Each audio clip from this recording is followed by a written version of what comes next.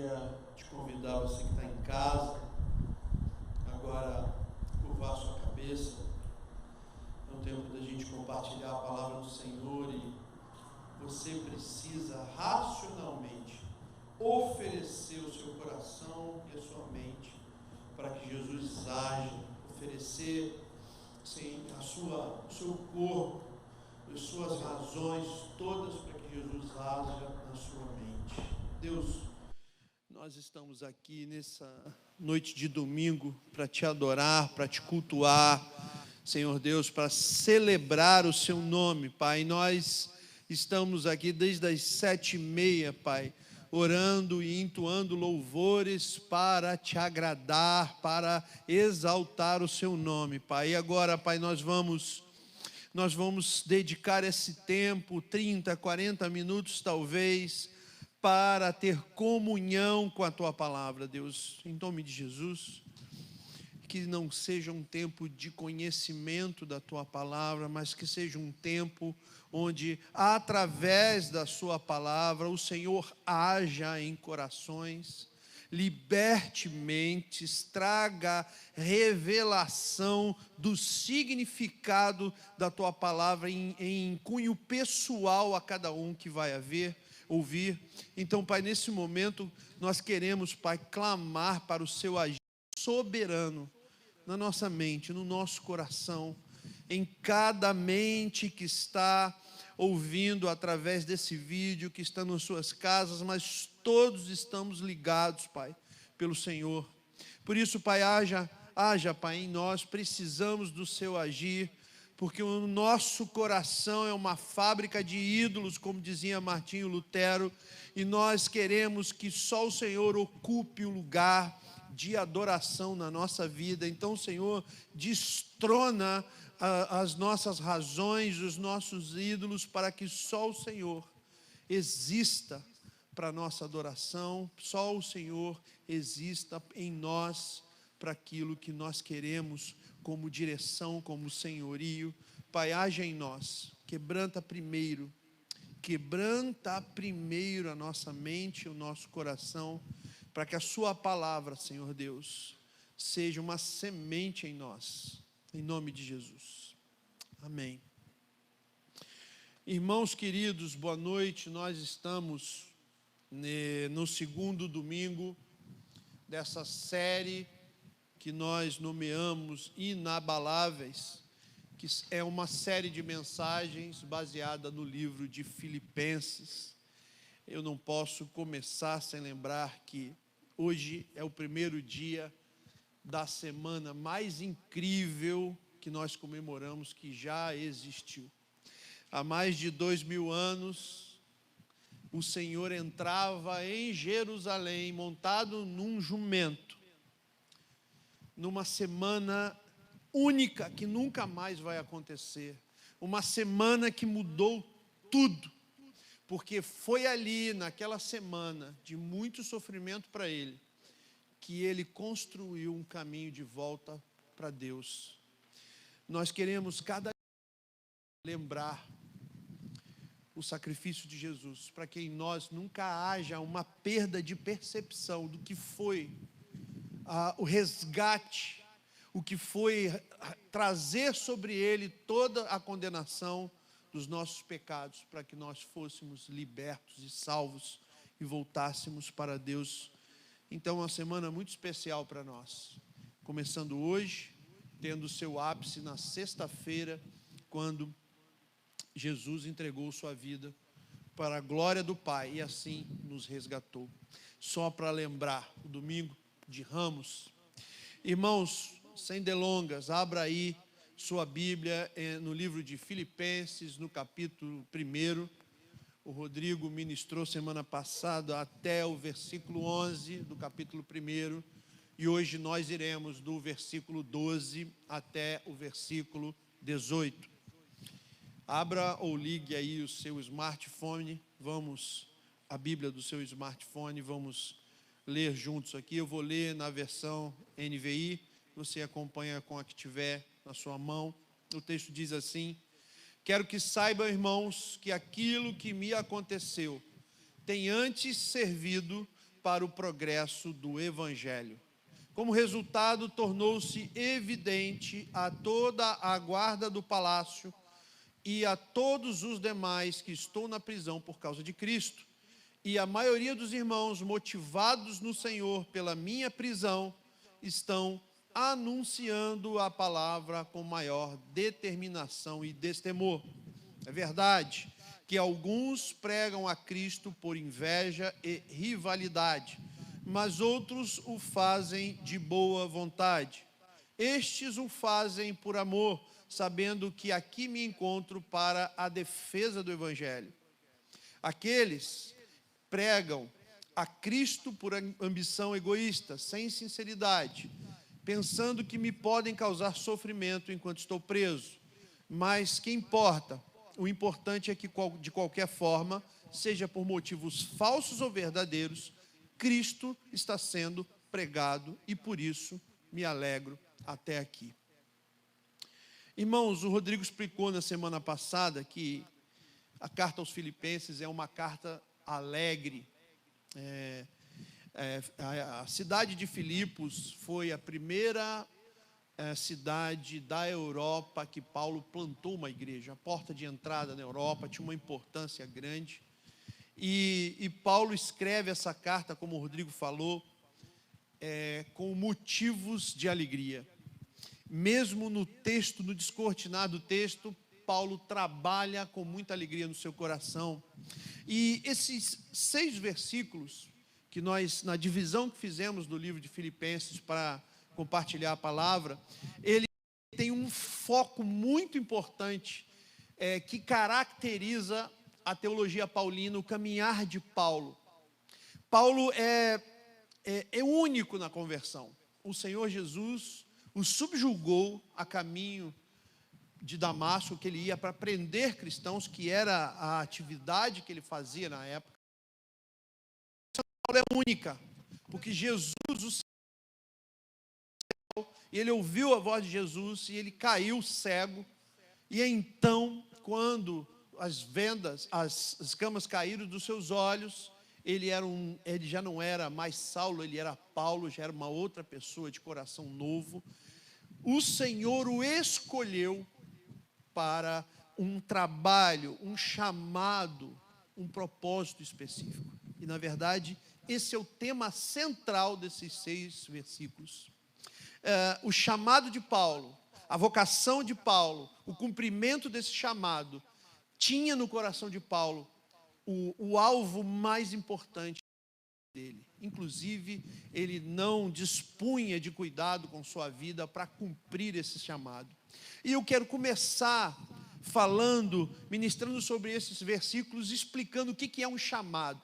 Peguei uma definição aqui, irmãos, que é muito interessante a gente entender um chamado de Deus, uma vocação específica para servir ao Senhor. Muito diferente de quando você faz aí aqueles testes vocacionais para saber a sua inclinação profissional ou as suas aptidões de talentos. Um chamado, uma vocação de Deus é algo sobrenatural, vem dele, é diferente. Portanto, irmãos, vocação ou chamado, por definição, é a razão pela qual fomos criados, aquilo que provoca em nós uma satisfação inexplicável quando estamos fazendo.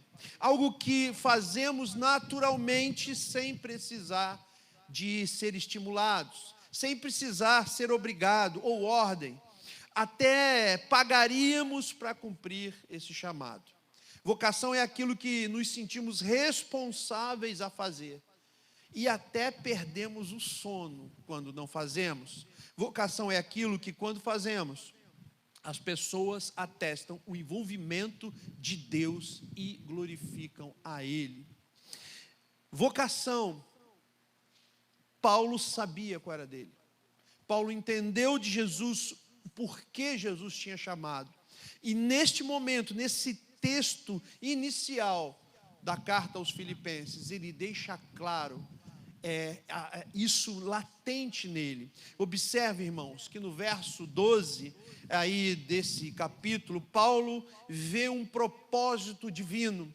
Em tudo que ele tinha passado, Paulo se encontrava preso. A maior parte dos historiadores crê que ele estava em Roma. Alguns avaliam se ele estava em Cesareia, mas o conjunto todo dá indícios da escrita dele que ele estava preso em Roma, de onde não mais sairia. Era o fim da vida de Paulo. Ele tinha vivido anos pregando o evangelho, plantando igrejas, e teve uma vida onde, para que ele realizasse esse chamado, ele passou por grande dificuldade. E ele começa o verso 12 dizendo, revelando que o propósito era divino e que tudo que passou vinha contribuindo para que o evangelho avançasse. O cumprimento do chamado de Paulo, custasse o que custou, e tinha custado muito a ele, estava sendo algo que todos aqueles sofrimentos, as dificuldades, estava contribuindo para o avanço do evangelho. Nos versos 13 e 14, ele conta que o fato dele ter sido preso, a notícia dele ter sido preso apenas por testemunhar a Cristo, Paulo, porque ele era um criminoso, algo que ele tinha cometido de errado, algo grave. Não, o motivo da prisão de Paulo é porque ele testemunhava de Cristo. E essa notícia, ela impactou primeiro os guardas, ela impactou aqueles que estavam cuidando das cadeias. Talvez eles se comunicassem, se perguntassem, caramba, esse cara foi preso por testemunhar a Cristo, será que ele não entende que ele vai ser morto? Por que ele não desiste? Por que ele não mente para se livrar das cadeias? Esse pensamento provavelmente dos guardas tenha impactado eles de tal forma que aquilo se tornou notório. Então Paulo registra que os guardas ficaram sabendo que o motivo da prisão dele, e o motivo era exclusivamente testemunhar a Cristo, foi algo que ganhou fama. E não só entre os guardas, isso também aconteceu inspirando cristãos que já haviam em Roma, porque Roma não foi uma igreja plantada por apóstolos, não foi. Nenhum apóstolo, um dos 12, ou mesmo Paulo, foi a Roma pregar o evangelho ali, fundou a igreja de Roma. Paulo manifestou em algumas cartas a vontade de visitar os romanos, mas ele só conseguiu cumprir esses planos assim, já preso. Portanto, haviam cristãos ali. E a notícia daquele que era um nome conhecido, pregador e plantador de igreja, estar preso por ser apenas um testemunho de Cristo, aquilo impactou aqueles cristãos, e eles ficaram motivados, encorajados a pregar com mais autoridade, com mais eficácia. Mas não só esses, também haviam outros que talvez se sentiram ameaçados e por motivos errados também pregaram e começaram a pregar mais efusivamente sobre Cristo. Paulo diz que alguns por inveja, outros por rivalidade, foram motivados a pregar sobre Cristo. Mas ele diz no versículo 18, no final, que isso não o incomodou, pelo contrário, o alegrou. Esses 6 versículos mostram que o coração de Paulo ele estava completamente comprometido com o seu chamado. Ele sabia quem ele era, ele tinha uma identidade. E eu até quero aproveitar aqui, meus irmãos, lembrar aqui, Atos 9, 15 a 16, o chamado, a identidade do chamado de Paulo. Nas palavras de Jesus reveladas a Ananias, aquele que acolheu Paulo em Damasco. O Senhor Jesus disse em Atos 9,15, disse, Ananias, vá, este homem é meu instrumento escolhido para levar o meu nome perante os gentios e seus reis, e também perante o povo de Israel. Mostrarei a ele o quanto deve sofrer pelo meu nome. A identidade de Paulo, a vocação, um chamado específico de pregar aos gentios implicava em ele ter muita dificuldade, sofrimento na sua vida. Esse entendimento de Paulo, ele é tão inspirador e confrontador para as nossas vidas, para cristãos daquela época, que isso realmente impactou aquela geração, impacta a nossa. Nós, depois de Cristo, não temos uma referência melhor de missionário como foi Paulo. Paulo, ele não sofreu, irmãos, pouco. Ele não teve pouca dificuldade, não foram poucas os momentos de sofrimento. Observe que durante todo o caminhar dele, ele foi apedrejado, tentaram com a vida dele várias vezes, foi prisioneiro mais de uma vez, foi açoitado, mas ele em nenhum momento mencionou recuar, em nenhum momento ele pensou em desistir. Ele sabia o que Cristo queria dele, e isso foi o alvo da vida dele, foi o alvo de cada ação dele. E aqui, irmãos, eu queria me atentar com você nessa noite, exatamente o ponto central desses 6 versículos, compartilhar, falar um pouquinho disso aí. Irmãos, Paulo mostra aqui quanto ele já estava morto para o mundo, para os seus desejos, para a sua vontade, para a sua reputação, para a sua justiça própria, porque para ele o que importava era pregar a Cristo. Essa era a vocação dada por Cristo a ele, e ele não toma isso como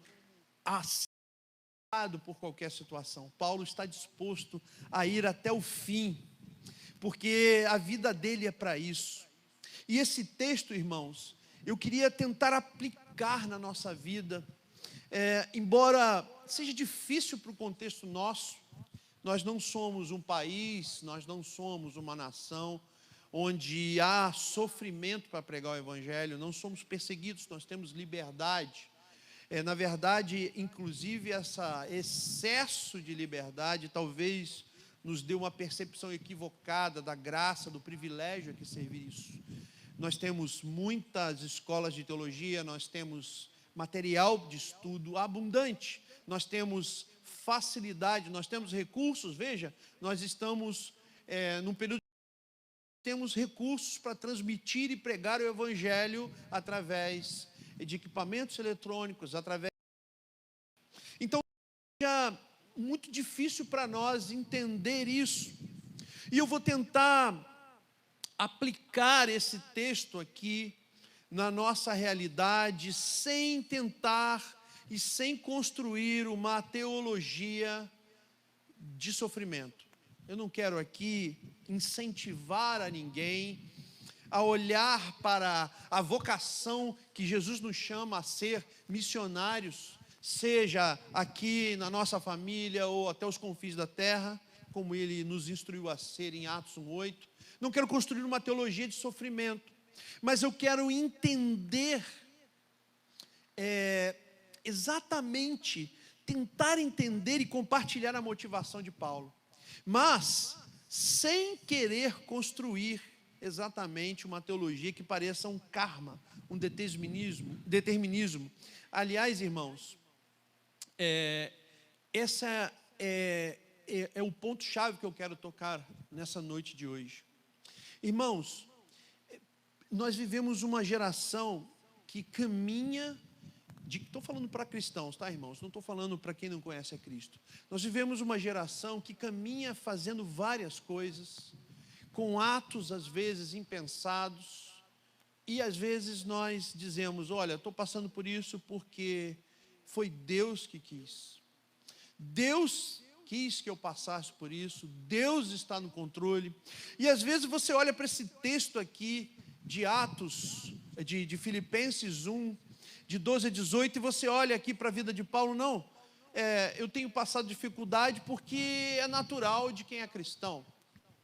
Irmãos, deixa eu falar uma coisa para você. O mundo, ele milita contra nós. Haverá dificuldade. Porém, nosso caminhar, não sendo os justos que devemos ser, não fugindo do pecado como devemos fugir, nós temos trazido sobre nós uma série de dificuldades que nós não deveríamos estar passando, que não era vontade de Deus que estivéssemos passando. O modelo da vida de Paulo, do chamado de Paulo, ele não necessariamente se aplica a todos nós. Entenda o seguinte, irmãos, considerar todas as dificuldades que nós temos passado na nossa vida, sendo uma vontade de Deus, é um perigo muito grande. Porque, imagina só, reflete comigo, será que a recente tragédia de Brumadinho, naquela barragem que estourou e levou uma cidade quase completa, matou várias pessoas, centenas de pessoas, será que nós podemos olhar para aquilo e dizer, Deus estava no controle, foi Deus que permitiu, era plano de Deus fazer aquilo? Permitir, Deus permite, porque não cai um fio do meu cabelo sem que Ele permite. Mas eu quero dizer, irmãos, que diferente da vida de Paulo, onde Paulo estava servindo a um propósito, e servir esse propósito colocava a segurança e a saúde física, muitas vezes, dele em risco. Deus atuava, atingia, interferia nas ações, na vida de Paulo. Porém, uma situação como a tragédia de Brumadinho, nós não podemos dizer que era a vontade de Deus, e é perigoso, porque na verdade, irmãos, o que causou a tragédia de Brumadinho? Eu estou falando da tragédia de Brumadinho, mas você pode olhar para a sua vida e pensar nas dificuldades que você tem passado e fazer uma reflexão sobre isso.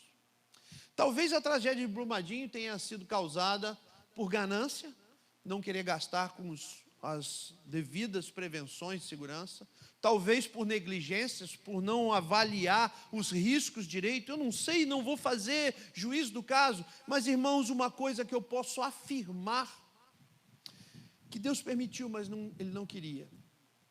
Porque, irmãos, quando a gente toma essa palavra, Deus está no controle, pegando esse texto de Paulo e aplicando literalmente na nossa vida, nós caímos num terrível erro, irmãos, terrível erro.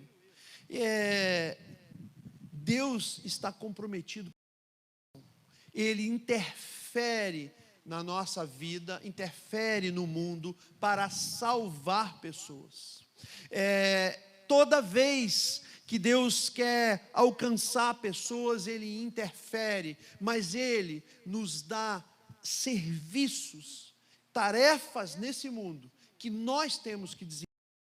Irmãos, às vezes a gente pensa, puxa, nós queremos que Deus faça do Brasil, do mundo, um lugar justo. Mas como Ele vai fazer? Através de nós. Ele podia estalar o dedo. Mas quem está nesse mundo, irmãos? Somos nós. Então somos nós que temos que olhar para a justiça de Deus e executar aqui, através das nossas ações, das decisões, a justiça de Deus. Nós não podemos imaginar que Deus vai pegar e vai transformar o mundo em um local justo sem nos usar. Vamos recapitular o Éden, para você entender o que eu estou falando. Preste atenção, lembra do Éden? Deus plantou Adão, plantou Eva, e falou o que para Adão? Adão, cuida aí do Éden. Quem cuidava do Éden? Adão. Deus cuidava do Éden? Não. Percebe? A função de Adão era cuidar do Éden. E o que aconteceu quando Adão e Eva pecaram? Eles tentaram encobrir o seu pecado fazendo vestimentas de folha, mas não serviu. O que Deus fez? Ele mesmo matou um animal e fez roupas de pele de animal para cobrir o pecado de Adão e Eva. Percebe? Deus não interferiu no cuidado do Éden, porque o cuidado do Éden era o serviço de Adão. Mas quando a salvação de Adão estava ameaçada, o erro de Adão, quem cobriu? Quem resolveu? Deus. A interferência de Deus, irmãos, ela está comprometida com a salvação. Você está vivendo nesse mundo, irmãos, e tem obrigações de viver de forma justa, de tomar decisões de acordo com aquilo que você já sabe que é a vontade do Senhor. Trazer isso para a sua vida é uma obrigação nossa. Você precisa saber gerir a sua vida. Você precisa evitar os caminhos errados, o pecado. Quando eu e você pecamos e tomamos decisões erradas, elas causam consequências. E nós não podemos dizer que isso está acontecendo porque Deus quis. Porque se nós dizemos isso, irmãos, é a mesma coisa que dizer que nós pecamos porque Deus quis que nós pecássemos. Isso não é verdade. Trazer a responsabilidade para Deus e tirar de nós, faz de nós um terrível pecador. Quando você erra, meu irmão, quando eu erro, nós erramos sozinhos. Deus não manda que a gente peque. Quando a gente peca, nós temos que assumir o erro e dizer, fui eu que pequei, eu que quis. Você lembra da oração que Jesus nos ensinou, irmãos? Jesus disse, cantamos agora mais cedo, venha o teu reino, seja feita a vontade. Por que Jesus nos ensinou a orar assim, irmãos? Porque nós precisamos trazer a justiça do reino de Deus para este reino que não é dele. Esse reino que nós estamos aqui para exercer a justiça entre os homens. Nós somos agentes de justiça. Por isso Jesus nos ensina a orar, venha o reino, ore ao Pai, venha o teu reino. E aí ele diz, seja feita a sua vontade. O nosso entendimento precisa estar ligado nisso, alinhado a isso. É nossa responsabilidade assumir as consequências, assumir as decisões de ser agentes da justiça nessa terra. Por isso ele nos ensinou a orar dessa maneira. Você sabe que esse é um ponto-chave para aquelas religiões que creem em karma, que creem na necessidade de passar pelo sofrimento para melhorar o espírito ou evoluir. Esse determinismo que Deus está no controle permeia essas religiões que não conseguem enxergar o sacrifício na cruz, porque creem que faz parte da ação de Deus passar por sofrimento. Então essas religiões, elas ficam só com um pedaço do cristianismo, aquilo que é revelado no Sermão da Montanha, apenas um pedaço do ministério de Jesus. Quando chega na cruz, não é compreendido, não é abraçado, porque na mentalidade de quem crê que nós temos que passar, que Deus é um cara que quer que a gente passe por sofrimentos, você nunca vai ver o sacrifício de Cristo na cruz como algo possível. Porque, irmãos, deixa eu te dizer um negócio. A cruz de Jesus ter ido para a cruz, aniquilou, acabou com qualquer necessidade de você sofrer por consequência do pecado. Ele satisfez toda a ira de Deus na cruz. Todo o juízo de Deus foi satisfeito em Cristo Jesus na cruz. Portanto, o nosso caminhar cristão é baseado num presente que nos foi dado de graça. O próprio Deus sofrer no nosso lugar e nos dá de graça, oferecendo como um presente, creio em mim e vocês terão os seus pecados perdoados.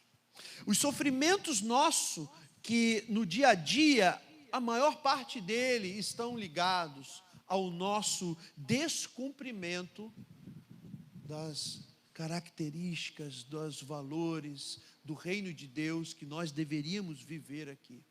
Nós temos problemas financeiros porque não gerimos bem Nós temos problemas de saúde porque cuidamos mal do nosso corpo. Não estou falando na totalidade, porque há coisas inevitáveis, afinal o nosso corpo ele é perecível, contaminado pelo pecado. Eu estou falando de maneira generalizada e em grande parte.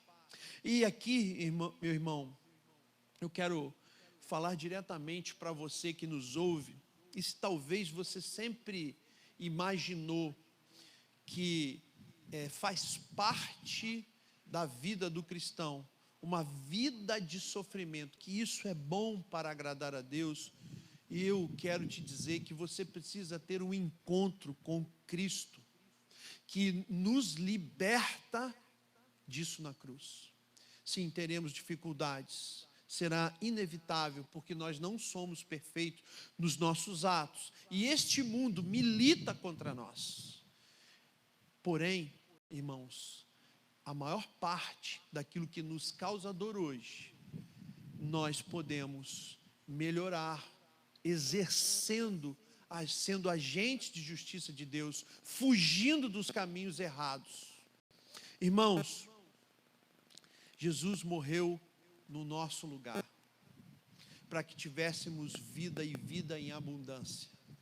Se você tem vivido uma sequência de sofrimento, onde você acha que você veio ao mundo para cumprir isso, eu quero te convidar a dobrar, curvar a sua cabeça e entregar a sua vida a Jesus, para que Ele ampare e te mostre que Ele quer ser o socorro para os seus problemas. Ele quer te mostrar um caminho novo para a sua vida. Ele quer te mostrar que Ele nunca nos desamparou, que Ele quer te mostrar o tamanho do amor dEle, que te resgata. Mas se você talvez tem medo de cumprir, e aí eu quero agora mudar totalmente de foco, eu quero falar para aqueles que já entenderam a sua vocação, já entenderam o chamado que Deus tem para a sua vida. Eu quero me dirigir a você, que assim como Paulo, você perceba que a vocação dada por Deus é a coisa mais tremenda que você pode viver. Eu quero te incentivar a caminhar nessa direção, sem medo, como Paulo não tinha, sem medo, inspirado por Paulo, disposto a qualquer situação, porque aquilo que o Senhor chama para viver, para fazer, Ele amparará, Ele criará condições, e mesmo que haja grande dificuldade, como houve em Paulo, Ele estará te acolhendo de forma que você estará alegre, como Paulo, disposto a seguir com qualquer consequência. Irmãos, eu me lembrei hoje, procurando algumas informações antigas, e acabei vendo fotos e coisas, e me lembrei de uma época que eu estava querendo descobrir o que Deus queria para a minha vida, entendendo que a minha vida com Cristo era muito mais do que esquentar um banco de igreja, e me lembrei de tantas descobertas, de tanta empolgação, e fui refazendo o caminho que me trouxe até aqui. Tantos sonhos eu tinha, empresariais, pessoais, mas chegou um tempo na minha vida que Cristo brilhou de uma forma, que eu olhei para dentro dos olhos dele como...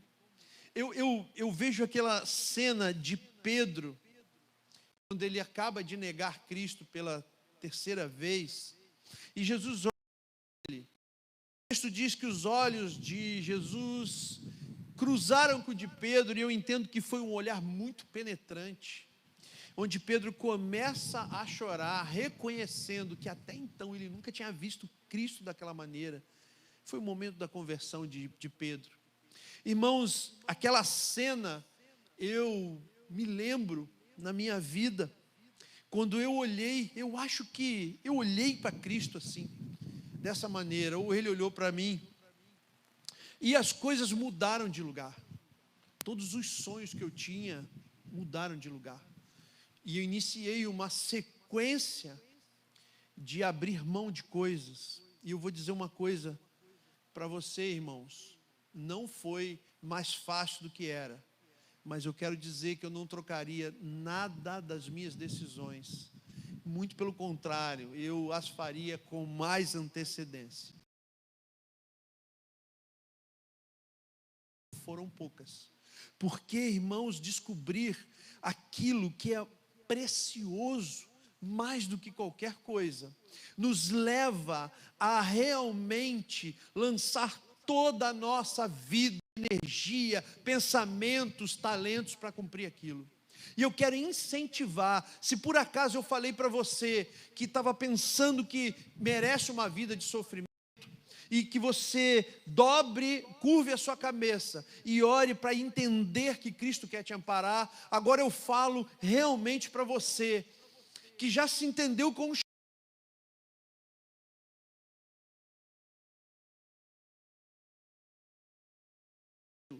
de o que vai haver de comer, as coisas que irá enfrentar, os sofrimentos pelo caminho.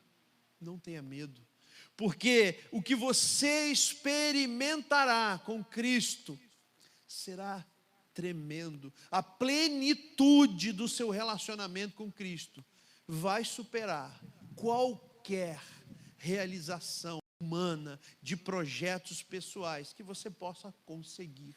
Qualquer. Essa é a mensagem de Paulo nesses 6 versículos. Ele termina o verso 18 dizendo: eu me alegro. Ele se alegrava até com aqueles que o invejaram e começaram a pregar a Cristo. Ele não teve um sentimento de rivalidade, porque o que interessava para Paulo é que a vocação dele, aquilo que Deus chamou para ele fazer, estivesse dando efeito, sendo cumprido. E a prisão de Paulo, que impactou Roma, ganhou notoriedade, fez com que o Evangelho de Cristo fosse pregado, mesmo com intenção errada. Percebe a alegria de Paulo? Eu posso imaginar Paulo na cadeia, alegre. Estão falando de Cristo, mesmo por causa de inveja, mesmo sem estar com o coração puro, mas estão falando de que Cristo salva.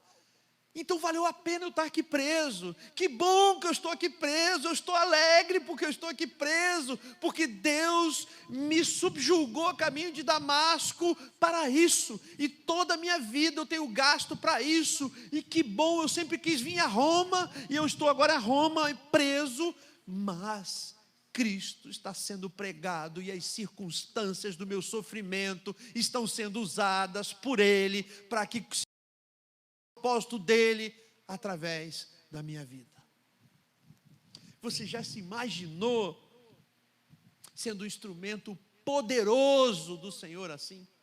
Você já se imaginou que um sofrimento seu pode ser um caminho para que pessoas conheçam a Cristo e sejam salvas?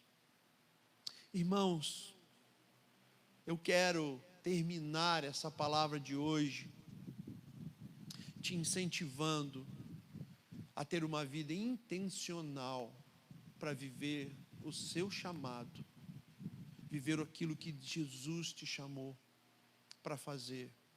Mesmo que você não saiba ainda, eu quero te incentivar a buscar isso, não desistir disso. Moisés foi chamado com 80 anos. Não, nunca é tarde. Moisés começou a cumprir o chamado dele com 80 anos, depois de passar 40 anos pastoreando ovelhinhas. Moisés não pensava mais em nada, não em terminar aquela vida pacata com sua esposa. Mas então o Senhor apareceu para ele e o desafiou. Ele lutou, mas aceitou. E então Moisés foi aquele cara que Deus usou para abrir o mar, para libertar milhões de judeus, para restaurar o relacionamento, para iniciar uma jornada para a terra prometida. com 80 anos. Irmãos, curve a sua cabeça aí onde você está. Eu quero te convidar a orar comigo. Principalmente você, a minha palavra é para você que já recebeu um chamado do Senhor. A minha palavra é para você que está buscando entender qual é esse chamado. Eu quero te convidar a curvar a sua cabeça e fazer a oração mais perigosa que você pode fazer na sua vida. Uma oração de entrega, para que a vocação, o chamado sobre a sua vida, você viva. Curva a sua cabeça. Pai Santo, nós aqui estamos, Pai, ligados pela internet, pelos equipamentos, unidos pelo Teu sangue. Deus, obrigado, porque aquilo que o Senhor fez na vida de Moisés, de Elias, de tantos, na vida de Pedro, na vida de Paulo, o Senhor continua fazendo. Eu quero orar pelos Moisés, pelos Paulos, pelos Pedros, pelo Tiago, pelo João da nossa geração, esses que estão me ouvindo agora, neste momento. Deus, eu quero orar para que o Senhor venha confirmar chamados. Eu quero orar para que quem está agora de cabeça baixa orando comigo, tenha, Senhor Deus, a confirmação do chamado. Algo que, quando ele terminar a oração, ele vai se levantar e não vai querer viver por nenhum propósito até o final da vida, a não ser por este, pela vocação que o Senhor nos deu. Porque quando o Senhor olhou para o nosso olho, quando o Senhor olhou para dentro de nós e nos fez nova criatura, o Senhor nos deu uma nova identidade, um novo propósito para viver. O Senhor carimbou em nós o seu selo. Agora somos teus e vivemos para o Senhor. Por isso nós queremos orar como Paulo, dizer: não mais vivo eu, mas é Cristo que vive em mim. Então, Senhor, faça cumprir isso agora, de cabeça baixa, orando. Confirma, Senhor, brade agora a sua vontade, Senhor, e faça com que homens e mulheres se levantem decididos a cumprir o seu propósito, Pai. Tira sonhos pessoais, tira todos os planos que foram feitos longe do Senhor, e faça nascer agora os teus sonhos, os teus planos, os teus desejos. Encoraja-os como o Senhor encorajou a Paulo. E faça-os, Pai, estar dispostos a te servir, aonde for, da forma que for, estando dispostos a sofrer e a cumprir cabalmente esse chamado, ainda que seja difícil, ainda que seja longe, porque afinal, de que vale mais a nossa vida agora sendo sua, se não viver pelo Senhor? De que outro motivo temos nós para viver nesta terra, se não viver pelo Senhor? Porque o Senhor já morreu por nós, já nos libertou do pecado, já fez um caminho para o céu. Não temos outro motivo para viver, porque a nossa vida está resolvida.